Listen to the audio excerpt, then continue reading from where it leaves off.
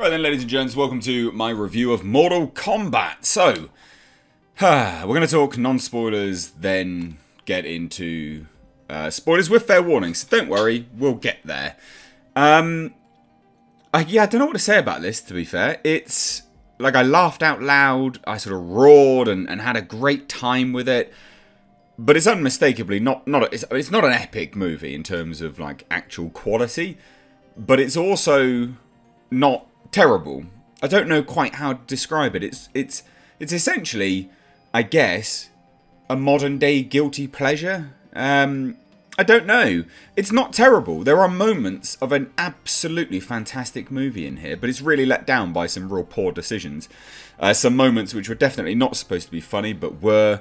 And I don't know whether they cut anything out of this film. I don't know, but also I don't hate it. Like, I like this movie. I can recommend it. I can absolutely recommend the film. It's, yeah, I don't know. It's a good time, but it's also not a good movie. So that's the basis of this review, basically. It's a really good time, but not a good movie. But I also don't know whether people who are Mortal Kombat, like, mega fans are actually going to really like this film. They have changed, you know, a fair amount of stuff. And, you know, I'll go into that into kind of spoilers.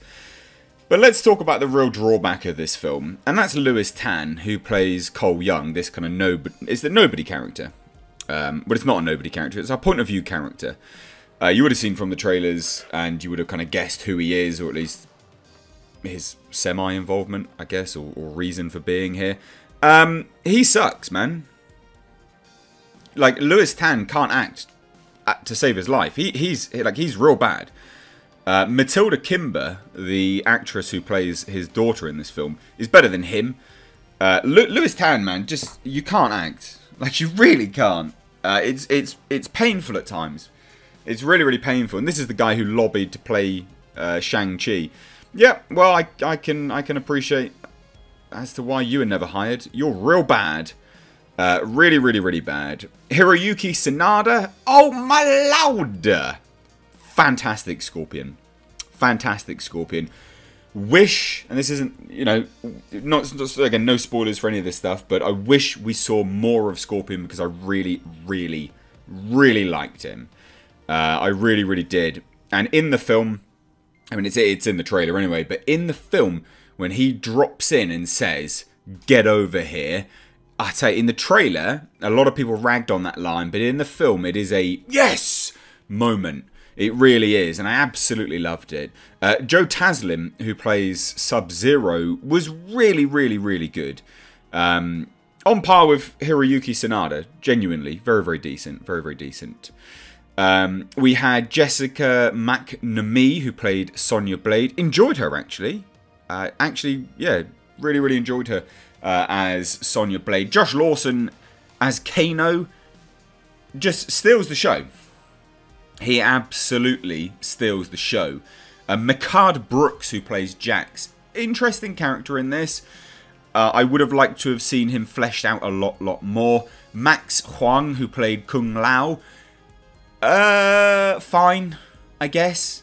Just fine. Ludi Lin, who played Liu Kang, was actually pretty decent, to be fair. I enjoyed his portrayal of Liu Kang more than I did Kung Lao. Shang Tsung, played by Nij Chin Han, was good. Actually, really, really good. I did not like, and this is another one of the negatives, I did not like Tadanabu Asano. I'm butchering these names, I know. Tadanabu Asano, who played Lord Raiden. Didn't like his portrayal of Raiden. I would have liked him to be... I don't know, I can't put my finger on it, but something about Lord Raiden's depiction just didn't do it for me. Didn't do it for me at all. Now, that is realistically the main cast. We also had Melina in there, played by CC Stringer. Enjoyed her, like, for what she was in here. I thought she was fine, to be fair. Yeah, no issues with that at all. No issues with that. So, let's talk about the story. Non-spoilers. You would have seen the trailer. They got the marking, they gather, they're chosen to do what? Well, to fight in a tournament called Mortal Kombat. the story just skirts around the edges of what, I guess, the lore of the universe is. And it does, like, it skirts around the edges, not in a terrible way, but does skirt around the edges. And I guess, realistically, I'm looking at it and I'm going, well, assuming the writers and the producer and the director probably just looked at it from a perspective of, right, well, what can we do here? Let's just include little bits of the lore in some exposition here and there, and hope it lands, so then maybe we can explore it more in the future. That's kind of me giving them the benefit of the doubt. It was just enough, I guess, but I still think some people would you know, hear what was said in this film, you know, about, oh, the old gods and things like this, and go, well, what are you talking about? Like, explain it a little bit more. And I think that's a shame, to be fair, because they missed a beat there. They did miss a beat.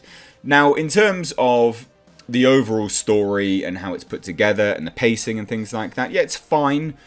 It's not what you expect from the trailers, let's put it that way. The trailers, whoever cut this trailer together is fantastic, because they did literally what a trailer was supposed to do, which was get you to want to watch the film. And I think they did a really, really good job. There's that really, really dumb line in the trailer, which is played for laughs in the trailer, where Jack says about the birthmark, and you know, Cole Young's daughter in the trailer says, yeah, he was born with it. Well, like, what do you mean he was born with it? And in that dialogue is cut together in the trailer to make a joke, to make it not seem super dumb, but that dialogue is actually out of order, out of sync in the movie, and it's not played for a joke, it's actual dialogue, and it's terrible. And that's the big letdown here, is some of the dialogue in this film absolutely goddamn sucks. On top of Lewis Tan's acting, Lewis Tan is the worst actor in here ever. He's real bad. Goddamn.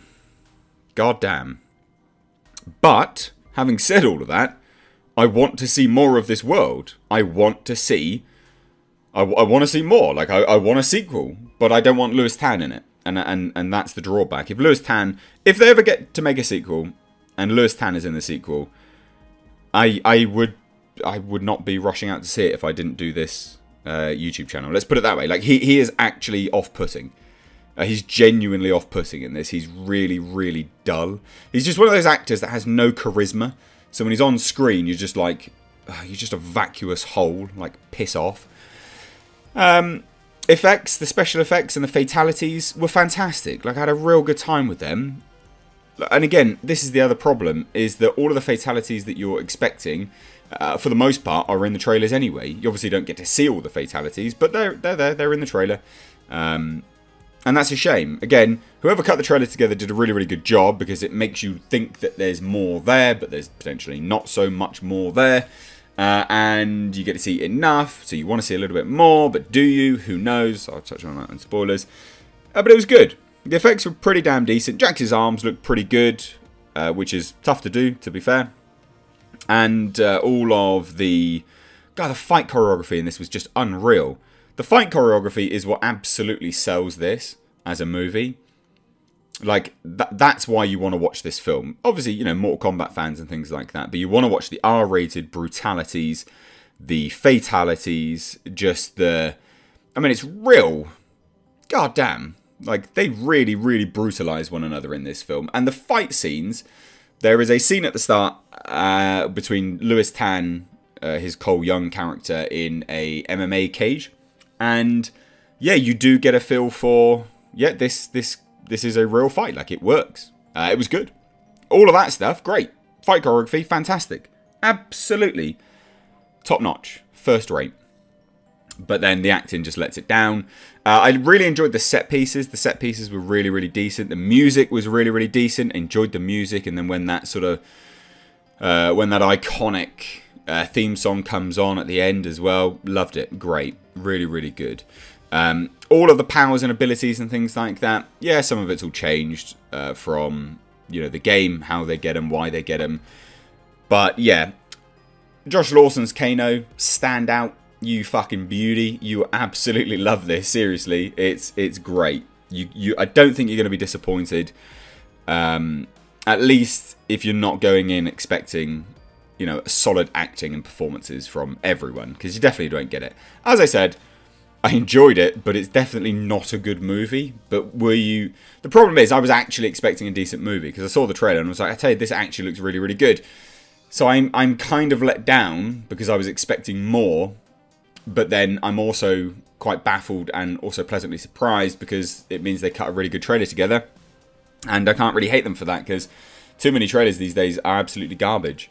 So they did a good job on the trailer, but yeah, not an epic movie, but I still had a really good time with it, and I can still recommend it. It's, I guess, one of those guilty pleasures now. But I also want to see more. I don't know. I'm in a funny situation with this film. So anyway, if you've seen it, let me know your thoughts down below. But we're going to get into spoilers now, so run along if you don't want spoilers. We'll touch on Johnny Cage and things like that. Alright, so here's your spoiler warning. You've had now another warning. So run along, piss off. They kill a lot of people in this movie. They kill Kano. No, he doesn't have a cybernetic eye. That's his Arcana, which is a gift from the mark of the Mortal Kombat that everyone has. They can unlock a special ability. Basically, they become superheroes.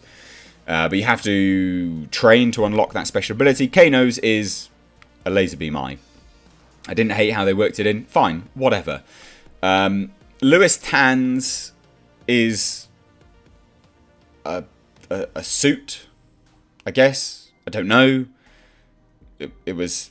I don't know, it was lame. Cole Young, I hate that character, Cole Young. Lewis Tan sucks as an actor, man. He really sucks.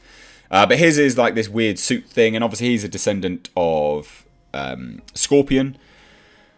He is the Hasashi bloodline.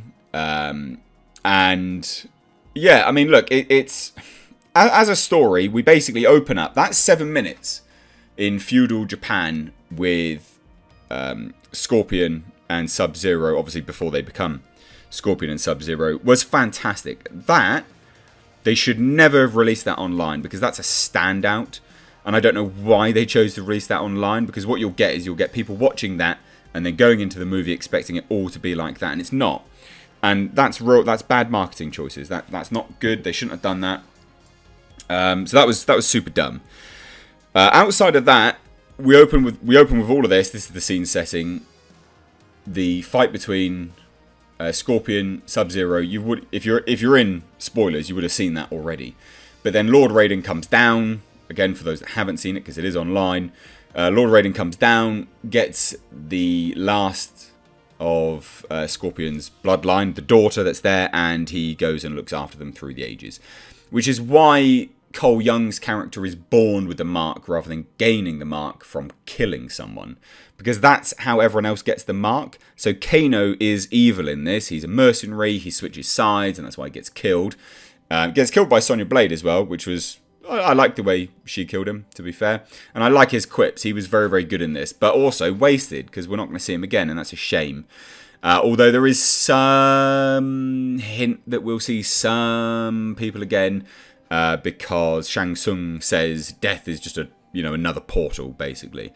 So maybe we'll see people again. But the way Jax gets his arms was brutal.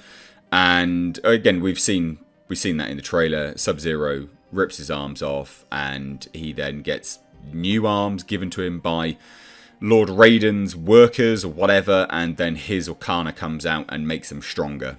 Whatever, I guess. All of these abilities and things like that were super, super dumb. But some of the fatalities were epic. So Kung Lao kills Nitara in the most brutal way. He manages to jump on her back while she's flying. He's got his hat in the ground spinning like a circular saw, and he literally cuts Nitara in half. It's epic. So good. The way Liu Kang kills Cabal was really, really good. Literally just burns him alive with the fire dragon. That was a great fatality. They spoiled it in the trailer. Sonya Blade kills Mylena, which was dumb. Why did you spoil that in the goddamn trailer? Lame. Why'd you do that? Again, shit decision. But Melena's teeth were really good in this, actually. I doesn't see them too much, but again, they didn't have a massive budget for this film, so I can forgive some of these things. The effects of Liu Kang and the fire and things like that, really decent. I liked that quite a lot. Cole Young's suit looked like a suit. It was done. Again, I don't like Cole Young's character, Lewis Tan. He was shit, and his suit was crap. It looked crap. Don't like him. No, go away. Joe Taslim was really, really good in this. Sub-Zero was great. Hiroyuki Sanada was just fantastic. But he's barely in it. You know, he's lurking around in hell, basically, for all this time until Cole Young uses his blade, that his wife, basically the blade at the start of the film. And he's lurking around hell until that's used, and then he appears, basically, because the blood unlocks him from hell. I don't know. It's not fully explained, but again, whatever. And then he comes in and absolutely tears shop, like just rips everything apart, destroys Sub-Zero. They fight together in quite a well choreographed action piece, and it's really good. Again, Goro was pretty decent in this. Reiko was fine. Again, just fine, really.